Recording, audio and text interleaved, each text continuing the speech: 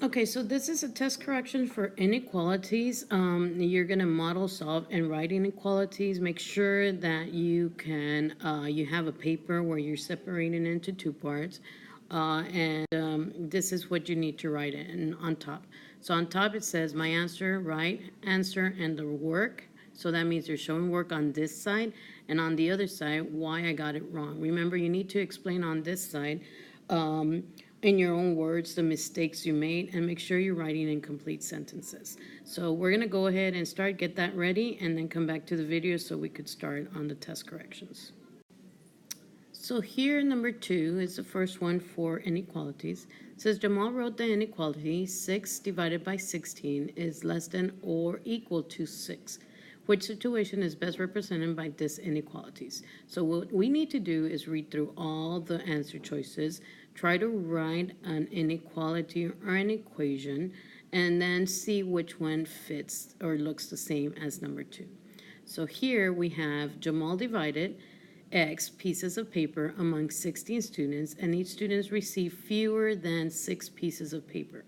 So we know that it's X divided by 16, but fewer than means that it's going to be less than 6. So it doesn't say anything about being equal, so in this case, A is not my answer.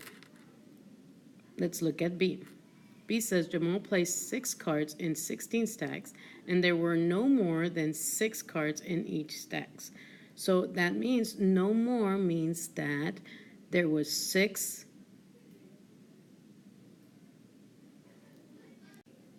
So no more means that it's 6 or less. So because it's 6 or less, that means it could be 6, and it could be less than 6. So we have X divided by 16, because even though it doesn't say group or anything, they're telling you they're stacking them in groups. So this will be X is divided by 16, which is less than or equal to 6. Let's look at C. So that's a possible answer, but remember, sometimes we need to look at the other ones to make sure we didn't make a mistake on that one. So let's look at C. Jamal separated X shirts into 6 stacks, and each stack had at least 16. Well, when it says at least 16, you know that it's 16 or more. So that means it's going to be X divided by 6, because they're separating it into 6 stacks. So there's 6 groups, so that's what you're dividing with. So C looks different than what we have in number 2 on top. So let's look at D. D says Jamal shared 16 markers with 6 classmates, and each classmate had fewer than 6 markers. Well, fewer than means less than. And we have 16 markers with X classmates. So 16 is divided by X, and it gives you 6 markers. So in this case, we know that D is not my answer. We know that C is not my answer, so the correct answer is B. So when you're writing an inequality for each of those, make sure that you understand what's going on in each one. So now that you know the correct answer, go ahead and go back to your paper and explain your mistakes. Make sure that you are looking to see what you did and what I did, and compare those two and write incomplete sentences. Okay, so here's number 5. Ling has a goal of walking at least 18 miles. She walks at a rate of 4 miles per hour. Which inequality can Ling use to find H, the number of hours she should walk in order to meet or exceed her goals? So in this case, we need to look at the keywords. Here we have at least 18. So at least means that it could be 18 or more. So that means 18 will be the least amount, but there could be more. Since she walks 4 miles per hour, that means it's 4 miles times every hour. So now we're looking at what this is. Now, when it also says at least, means that it could be 18 or more. So we have to do that line for equal to. So we're going to go ahead and look at each of those. So here A has your answer, it's exact, but we need to look at the other ones. So we're going to go ahead and look at B. B is at most, so that means it can be 18 or more, so B is wrong. Here we're adding 4 and H and adding 4 and H. So my answer is letter A. So make sure you're showing your work and you are working on everything. Make sure that you have explained your mistakes and make sure that you're looking at those mistakes too. So go ahead and stop the video and do those right now. Okay, so here's number 6. A student needs to collect at least 10 flowers for a science project. The student has already collected 3 flowers. The inequality can be used to find n, the number of flowers the student still needs. N plus 3 is greater than or equal to 10, which inequality represents the solution set for the situation. So what that means is that we need to go ahead and substitute or solve the problem. So in this case, I'm going to go ahead and substitute. That way you could see which one it would be the correct answer. So what I'm going to do, I'm going to go ahead and look at my symbol because I could eliminate some already. So the symbol should be greater than or equal to. A has less than or equal to, so I know A is not my answer. B is greater than or equal to. C is less than or equal to. C is not my answer. And D is greater than or equal to. So it's between B and D. So what I'm going to do, I'm going to go ahead and substitute N with 13 plus 3 is greater than or equal to 10. So 13 plus 3 is 16. 16 greater than or equal to 10? It is. So we're going to say that B is correct, but let's go ahead and look at D. So D has N.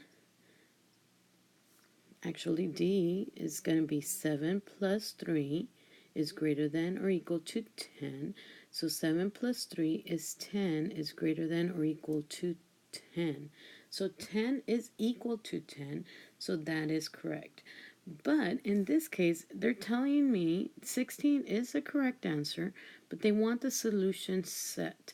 So the solution says that means that anything that's 7 or greater would be correct. We're not going with anything that's 13 or greater. So it has to be 7 or greater. So in this case, my answer is letter D because that would be the minimum amount. You can't go lower than 7. You could go lower than 13, but you cannot go lower than 7. So when they're asking you for an example like this, make sure that you are substituting and looking to see which one would be the least amount. So in this case, the least amount will be 7 that she could collect in order to have 10 or more. So make sure you understand that situation. So go ahead and stop the video. Make sure you look at your answer choices and look at what mistakes you made and then write it in complete sentences. So here's number 10. It says Judy solves the inequality as shown below. X divided by negative 4 is less than or equal to 5. Then in order to solve it, you put negative 4, multiply negative 4 on each side, and then the result was X is less than or equal to negative 20. So when Miss Casiano checks Judy's work, she noticed the mistakes in her answer. What is Judy's work? So let's go back and look at it. So this is the original, so we don't need to do anything, so that's correct. Here, that means that we are multiplying negative 4 on each side. We are multiplying negative 4. That cancels out. You're left with X. 5 times negative 4 is negative 20. But remember, the rules to inequalities is that if you multiply or divide by a negative, then your symbol will actually flip. So when you multiply or divide by a negative, your symbol will actually flip. So in this case, because we multiplied by a negative, that means that this should not be X is less than or equal to negative 20. It should be X is greater than or equal to negative 20. So make sure you remember that. So let's look at our answer choices. Judy should add -4 to both sides of the inequality. Well, it would be adding if this was a subtraction problem, but because it's not, that's not correct. Judy incorrectly multiplied 5 times -4. Actually, 5 times -4, it's -20, so she did that correctly, so that's wrong. Judy did not reverse the inequality symbol after multiplying both sides of the inequality by a negative.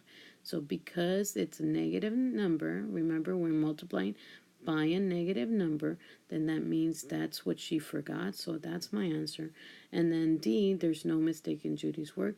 Well, some of you might have said that, but because you forgot about the flipping the symbol if it multiplying or divided by a negative. So your answer should have been C. So if you chose D, that means that you forgot about that rule. So make sure that you are writing that incomplete sentence on the column. So stop the video now and do that now. So here's number 11. Which inequality is true when x is equal to -8? So what we need to do is we need to go ahead and look at the symbols. Look at the answers. So we know that the rules is when you multiply with a negative, then your answer is going to be what a negative. So negative times a negative is going to be positive. Positive times a negative is going to be negative. So let's look at that. So this is a positive, and then x would be a negative, so that should be a negative. That's wrong. Here you have a positive times a negative. Again, that's wrong because it's a positive and a negative should be a negative. So a negative times a negative is positive. So a negative times a negative is positive. So C and D are the ones that we're looking at. So let's look at that. So we have -15 times -8 is less than 120. So here we have -15 times -8 is less than 120. So let's see, 15 times 8. 8 times 5 is 40. Okay, so and then 8 times 1 is 8 plus 4 is 12. Because it's a negative and a negative, then your answer is going to be positive. So here it says 120 is less than 120. So will that be true or false? Well, we know that 120 is equal to 120, so in this case, this will be false. So because it has the same thing, you still have the same numbers, and the results will still be 120, but if I put that or equal to, well, that will make it true. So then that means that my answer is letter D. So go ahead and stop the video, show all the work, and then make sure that you explain your mistakes. Okay, now that you're done with your test corrections, make sure that you go and do your retest. Remember, your test correction only gives you 70% from your original grade, and then any correct answer you get here will give you extra points. So you want to try to get 100 on this retest. If you don't, then you are adding points to your grade. So make sure you do the best that you can. Make sure you use your test corrections to help you answer any of these questions. So if you need any help, go ahead and ask me, and I'll try to help you in whatever I can. But remember, I cannot guide you through the problems, so make sure that you're doing the best you can. So good luck on this, and hope you improve your grade.